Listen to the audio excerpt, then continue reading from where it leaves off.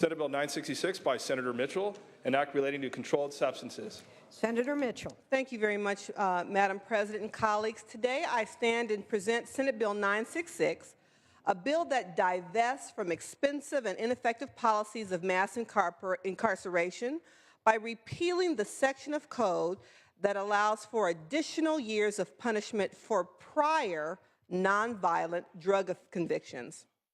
Under existing law, sentence enhancements can be applied retroactively, 3 years for every prior conviction for possession, for sale, or similar drug offenses to any person currently convicted for a similar offense.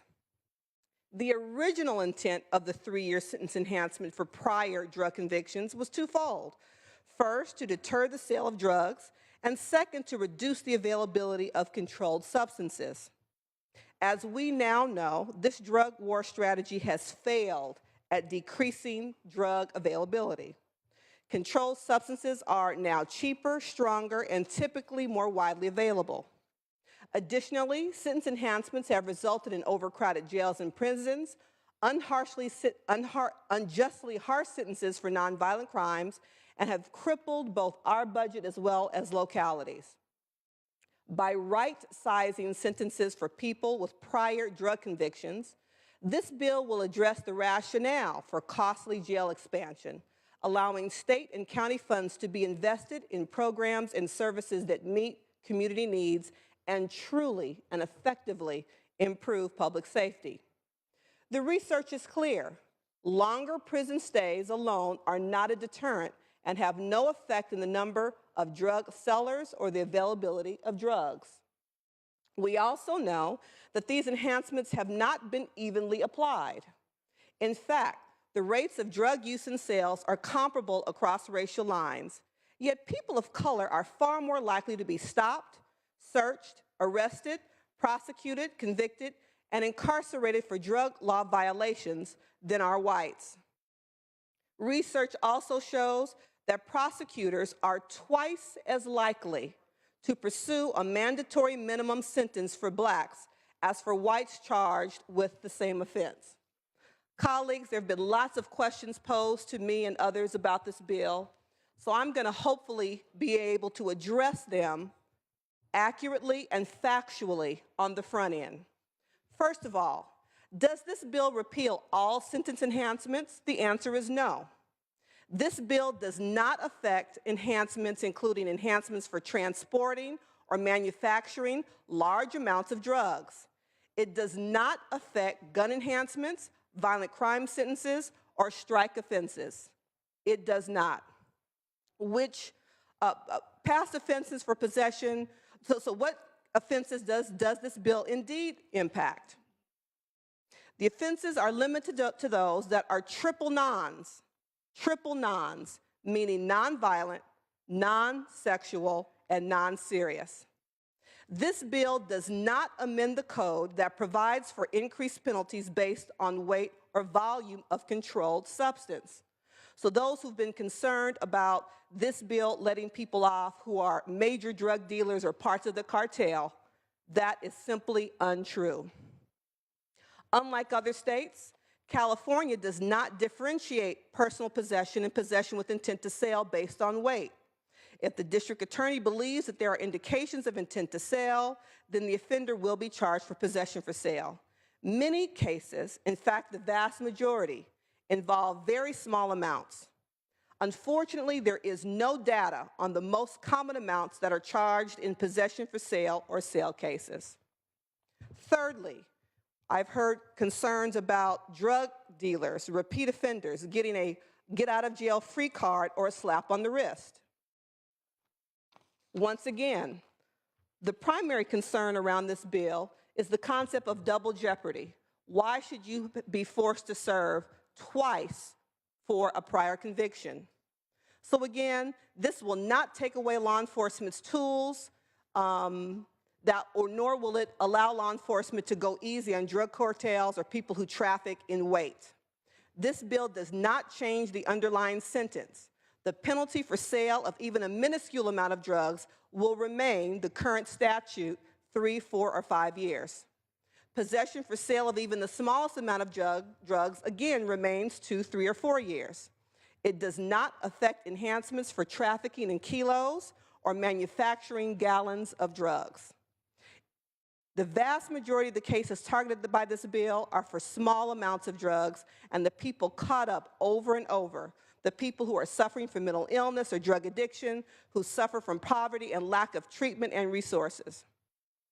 According to statistics recently released by the Sheriff's Association in April of 2014, the number of people being held for 5 to 10-year sentences increased 67% from the prior year. The number one cause of these longer sentences were enhancements for prior drug possession or intent to sale. The number of persons sentenced for more than 10 years at the county jail was almost triple the number from the year before.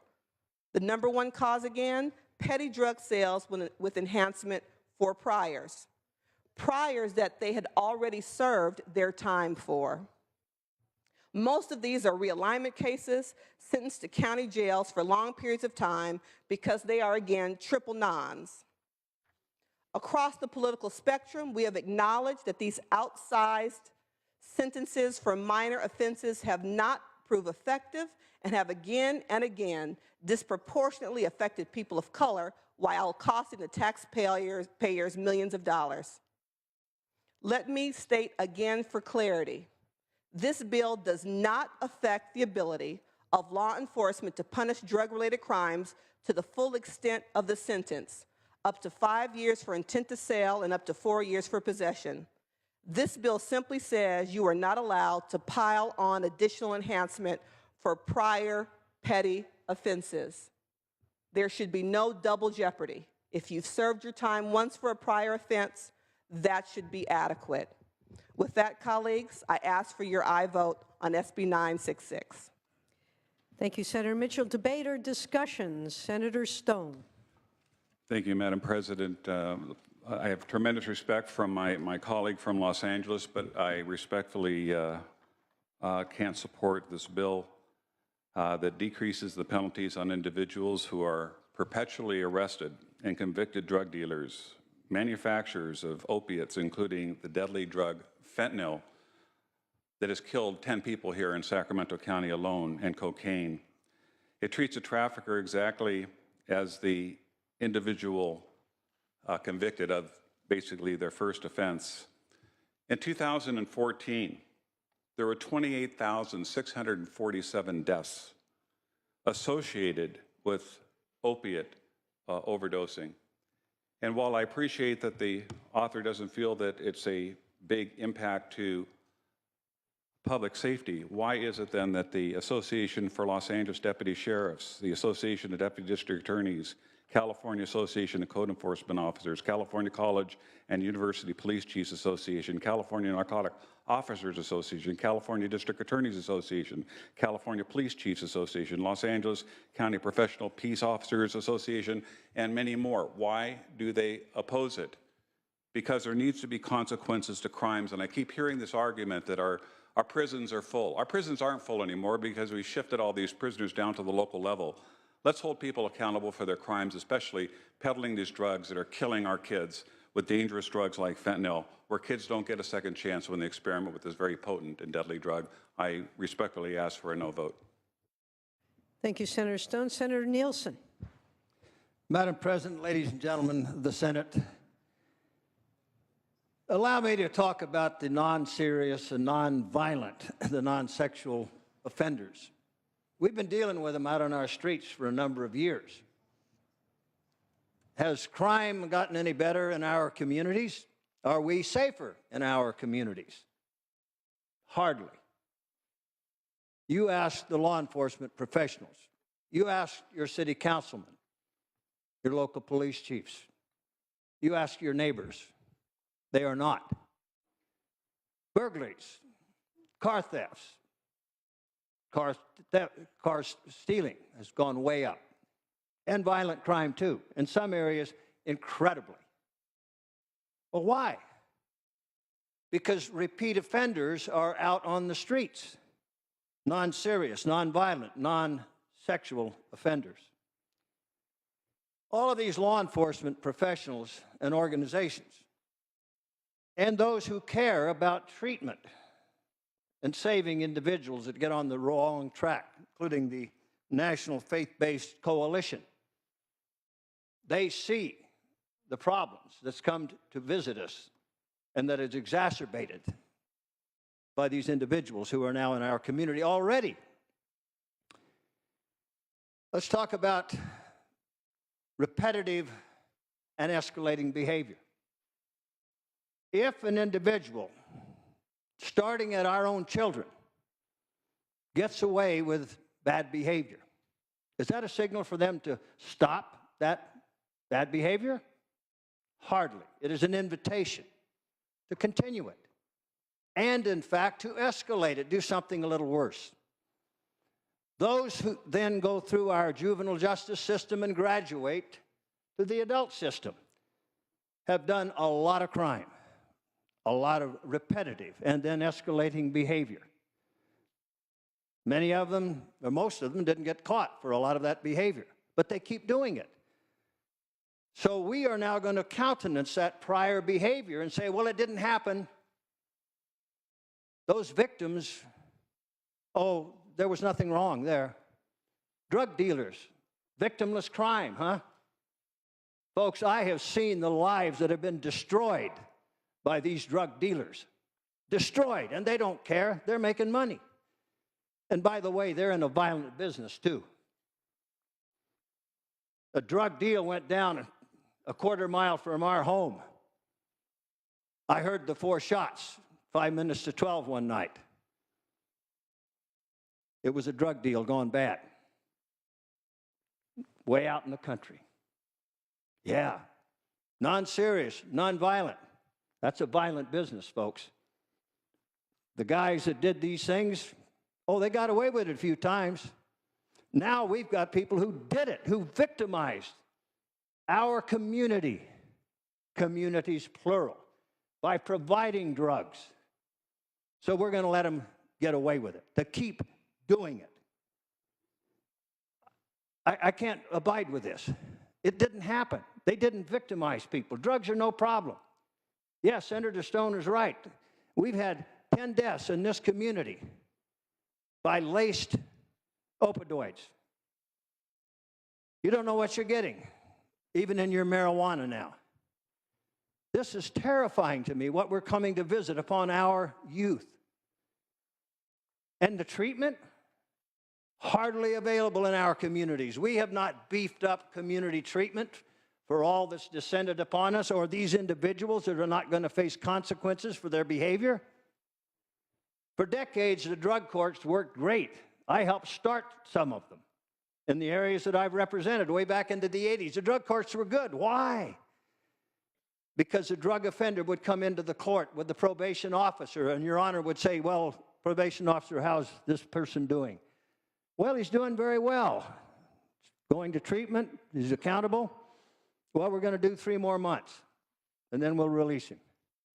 Or he would say, bailiff, take him through that door. There was a consequence for that fellow who was not amenable to treatment, didn't go along with the program, continued to offend, doing bad things. Well, today, ladies and gentlemen, under our laws, well, the criminal says, oh, I'm not going to go to drug court. Give me my flash incarceration, which is nothing but a joke, a short vacation. They don't go to drug court because they will have a consequence if they go to drug court, and they're smart. They don't want a consequence. And now we're going to say to them, no consequence. Keep being a drug dealer. Keep being a predator upon our children. Our families ruin more lives. Drugs ruin lives, ladies and gentlemen. Don't turn your back on those ruined lives. This is not the pathway to healing and improving.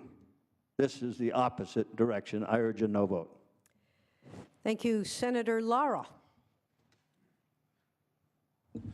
Thank you, Madam President and members. I actually rise in support of this important bill, but I do have a question. I know that Senator Mitchell's goal is to really address the over-incarceration of Latino and African-American men in our prisons that we know is a fact. And I wish we would have the same fervor of debate when we're actually talking about, instead of graduating men of color from, graduating them into the adult system, that I wish we had the same amount of fervor about the fact that we are not even graduating men of color into from our University of California system. But I do have a question for Senator Mitchell. Senator Mitchell, go ahead. Senator Mitchell, will you accept the question? Of course. Senator Mitchell, I know there's been a lot of discussion about drug traffickers and drug trade.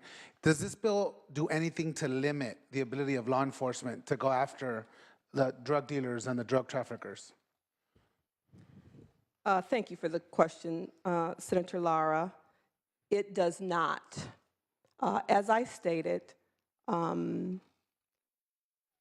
lots of conversation with regard to a drug dealer and drug cartels. And this bill does nothing to limit law enforcement from going after and sentencing those who are found guilty of possession of large amounts in kilos or in weight. I think, so does that answer your question? I was going to elaborate, but it does not, sir. Thank you. There you have it, members. It does not take away any tools from our law enforcement to really go after the folks that we should be targeting, which are the drug dealers and our drug traffickers. So I respectfully ask for an aye vote on this important measure. Thank you, Senator Lara. Senator Leno.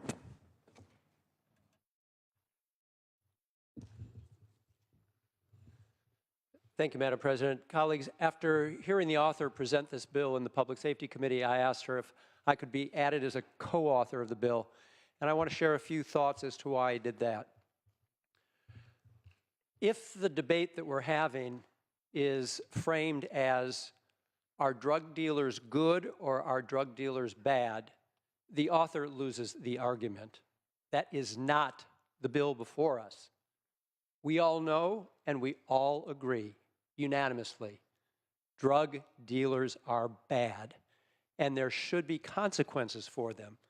And with this bill as law, there will continue to be consequences for them.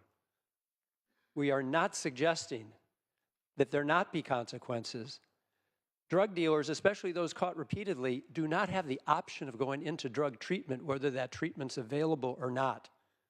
They're going to jail or they're going to prison.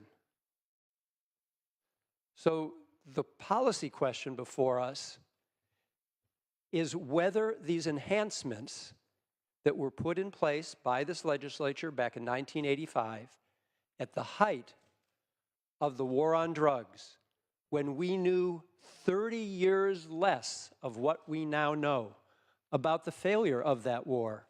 All the crime statistics that were mentioned by our colleagues who are in opposition to this bill, I think prove the case that the status quo, which include these sentence enhancements, don't seem to be working.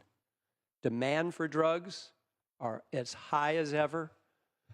The prevalence, the availability, as high as ever. Prices are about the only thing that's not as high as ever. Status quo is not working. Congress, which we were emulating in 1985 by putting these enhancements in place, taking discretion away from the judiciary, having mandatory minimum sentences for these kinds of crimes, Congress has now turned its direction and is doing differently because they recognize in a bipartisan fashion that the war on crimes has not been a success. So there are consequences when we incarcerate, and Senator Mitchell has done a good job of explaining the great disparity, disproportionately high rates of incarceration for certain communities and not for others. And there are consequences that we all pay, a price we all pay when we lock up more and more black and brown men because we're taking them away from their families. And then we repeat a generational cycle of incarceration because we know kids who grow up without their fathers face greater challenges.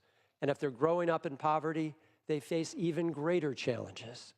We have a chance to break this generational cycle and get smarter, not tougher. Tougher didn't work. we can get smarter on crime. Yes, consequences for drug dealers. That is not the debate we're having. But might we redirect significant savings of resources? And I want to correct the record here. Our prisons are not emptied. We're still far beyond 100% capacity.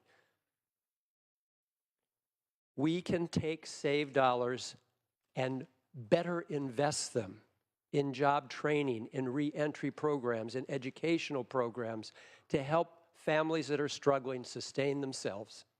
So we break that generational cycle of incarceration so we can finally lower crime rates.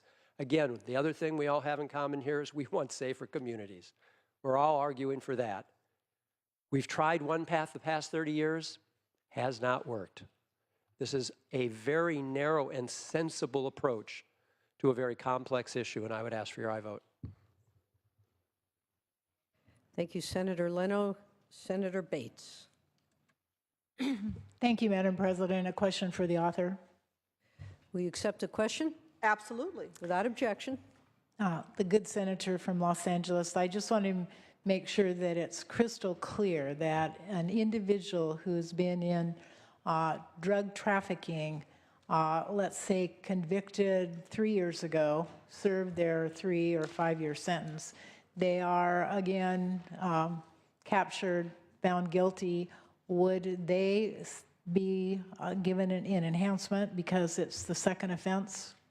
Or are you saying that the existing law should apply, that they get an enhanced sentence as they're convicted on the second offense? This bill is not removing that. Is that what you're saying? If it's... So sometimes, Senator Bates, it's an issue of semantics. So Yeah. you said drug trafficking, so let me restate what I said earlier. Past offenses for possession, the bill does not amend the code that provides for increased penalties based on weight or volume of controlled substance. So when you say to me, as a layperson, drug trafficking, that suggests to me large volume of drugs.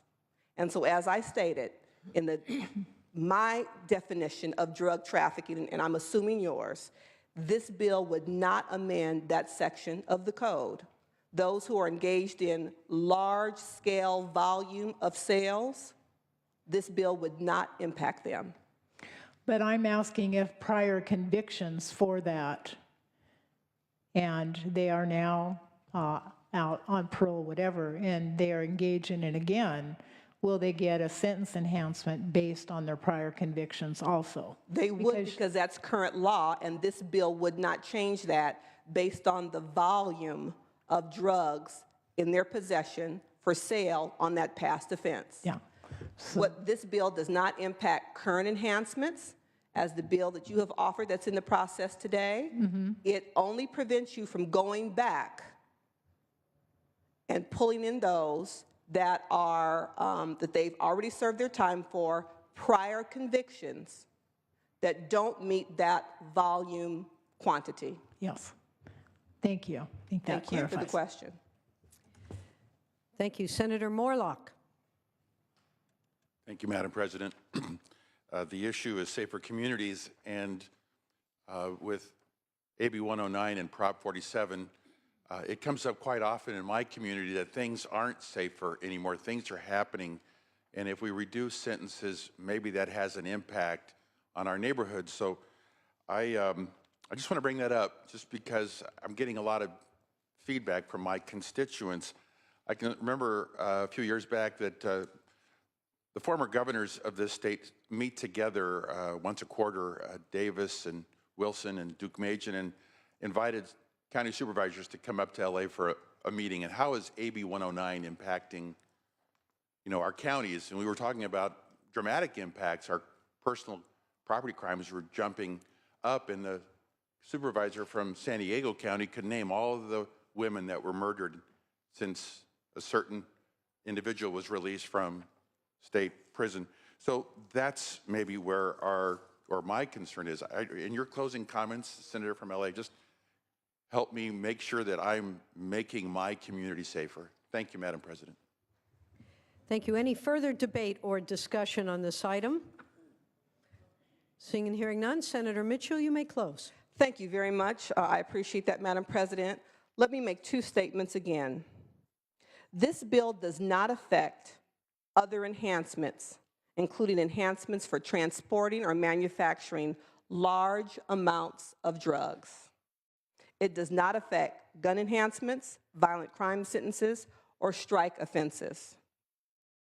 This bill does not amend the code that provides for increased penalties based on weight or volume of controlled substances.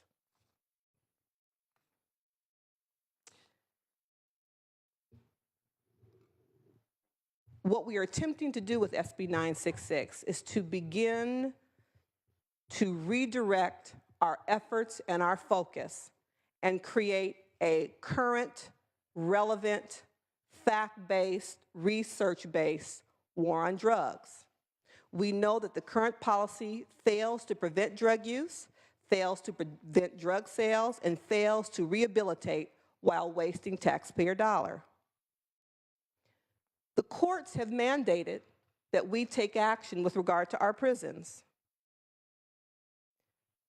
While one of my colleagues read a list of organizations that don't support the bill and then questioned its merit, I would ask, what bill involving sentencing reform have any of those organizations sponsored or supported?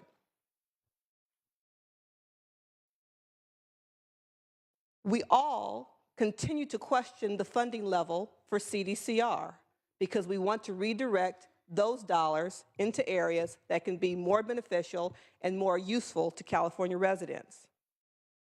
And while we talk about destroyed lives, I really wonder what we mean by that. Since clearly the argument around disparity for those incarcerated falls on deaf ears to many, I wonder whose lives we're most concerned about.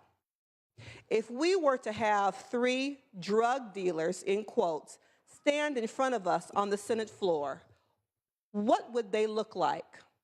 Who would they look like? When we use the term drug dealer, who are we all envisioning? Are they young men of color who our public education system has failed, who have limited opportunities for growth and development and to earn incomes in their communities to provide for their families?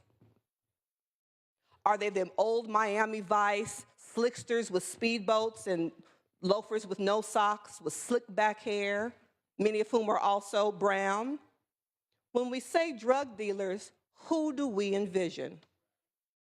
This bill is not targeting the drug cartels, the Miami Vice lookalikes. I've said that repeatedly. This bill is one meaningful step to address the issue we all claim is of concern to us. The disproportionate number compared to the overall population in this state of men and women of color who are serving sentences beyond the scope of the crime currently committed. In the court system, there's this concept of double jeopardy, where you cannot be tried twice for the same crime. It's a loose comparison, but the point is, if you have committed a crime, served your time, why do we think it's reasonable, and research certainly doesn't support that it helps, reaching back to prior offenses, acting as if you didn't pay your debt to society then, and adding time onto your current offense? This bill doesn't touch enhancements on the current offense. It simply says, in specified instances, it is not appropriate to go back and add 3 years to your time for every prior offense, a prior offense that you've already served your time for. My colleague asked me to guarantee him if this bill would make his community safer. Sir, I cannot. There are too many issues impacting all of the constituents we represent that impact safety. I think we all do know that most of the research I've read suggests that crime is down. And we know that's cyclical. We know that as the economy improves, crime decreases. That's sheer economics. This bill is a step in the direction of right-sizing and our criminal justice system.